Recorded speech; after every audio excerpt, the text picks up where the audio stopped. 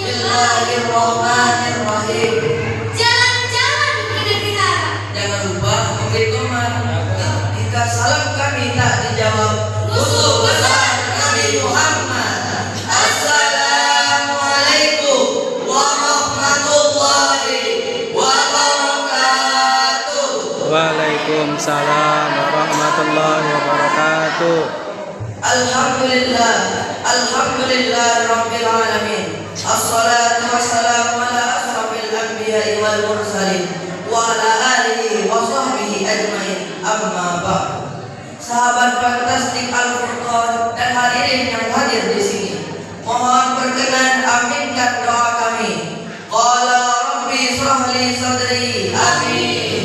Wa yassir li amri. Amin. Wa tutup kata min lisani. Amin. Yafqahu qawli. Amin.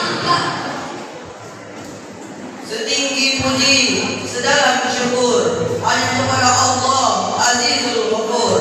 Dengan alhamdulillah kita bertutur sebagai hamba yang bersyukur. Salawat dan salam limpah bertabur kepada Muhammad, Nabi yang masyhur, Nabi penghulu umat, membawa rahmat di dunia maupun di akhirat. Yang terhormat para prajurit, wajahnya berseri-seri, bahuran bernama, dan sahabat Al-Furqan yang dirahmati oleh Allah Subhanahu wa Ta'ala. Pada kesempatan kali ini kami akan menyampaikan untayan-untayan hikmah dengan tema pentingnya menuntut ilmu. Sahabat fantastik Al-Furqan, ada yang tahu tidak apa sih pentingnya menuntut ilmu? Mau tahu? Menuntut ilmu adalah salah satu kewajiban bagi umat muslim. Islam memandang menuntut ilmu adalah salah satu ibadah kepada Allah.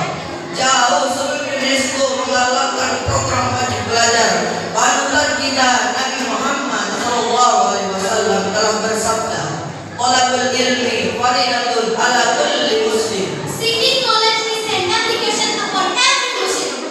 Ini berarti bahwa menuntut ilmu diwajibkan bagi setiap umat muslim, baik laki-laki maupun perempuan, baik anak-anak maupun orang dewasa, baik bapak-bapak maupun emak-emak, baik kakek-kakek maupun nenek-nenek.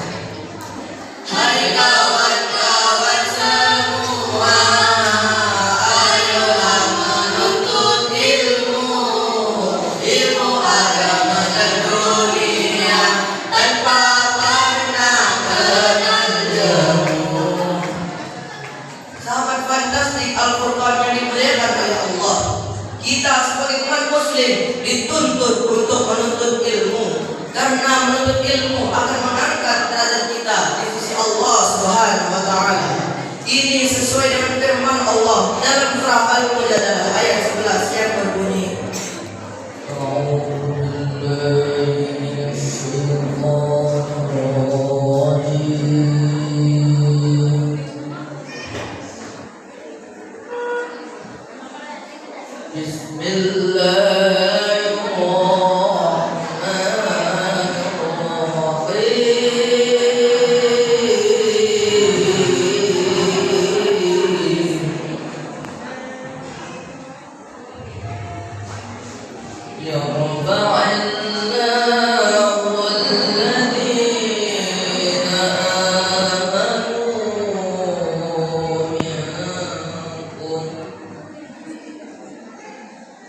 والذين أوتوا العلم درجات.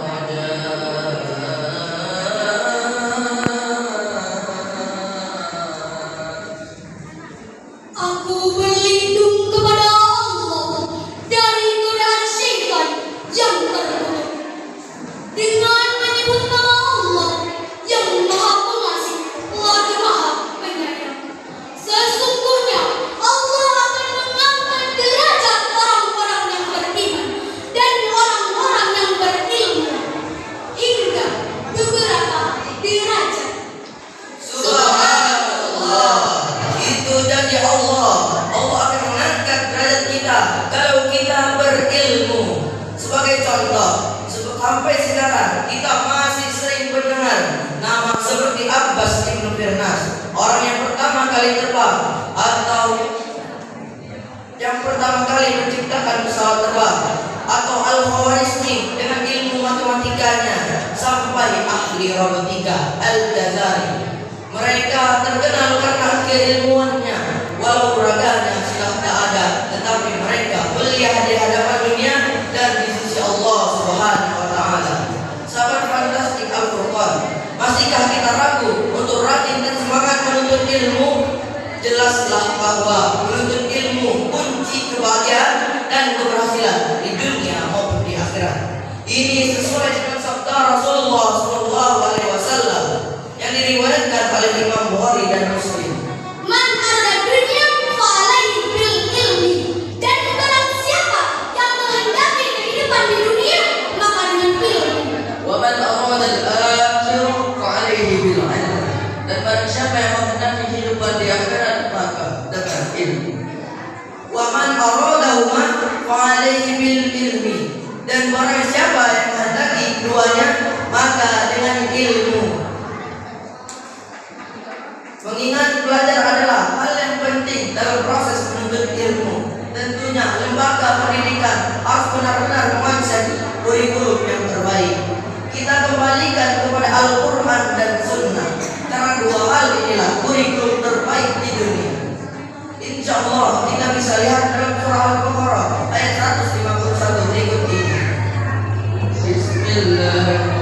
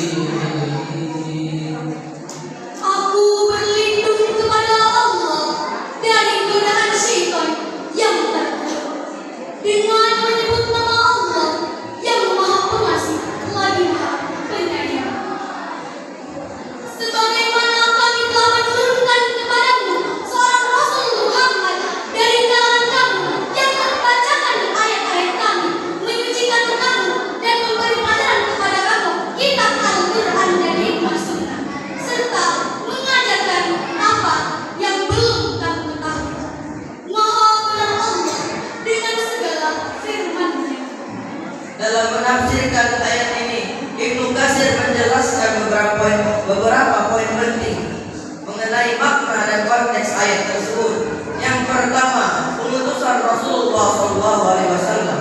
Ibnu Katsir menyatakan bahwa ayat ini mengingatkan seluruh umat Muslim atas nikmat besar dari Allah Subhanahu wa Ta'ala dengan diutusnya seorang Rasulullah Muhammad SAW.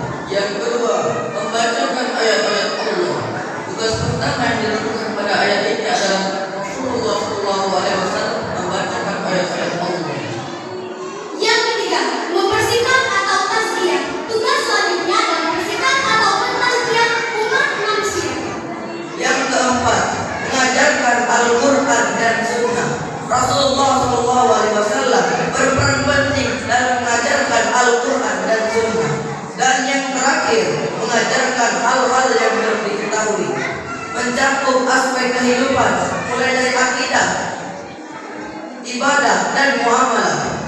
Ini adalah salah satu bentuk kesempurnaan ajaran Islam yang dibawakan oleh Rasulullah SAW. Ayat ini juga mempertegas posisi Rasulullah SAW sebagai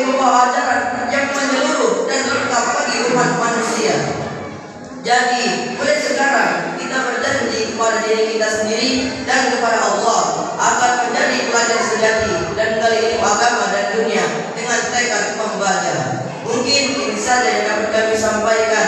Lebih dan kurang mohon dimaafkan. Hanya kepada Allah kami mohon ampun. Jalan-jalan ke Masjid Bangraya. Jangan lupa sholat di dalamnya. Jika ingin Islam berjaya, menuntut ilmu itulah kuncinya. Bila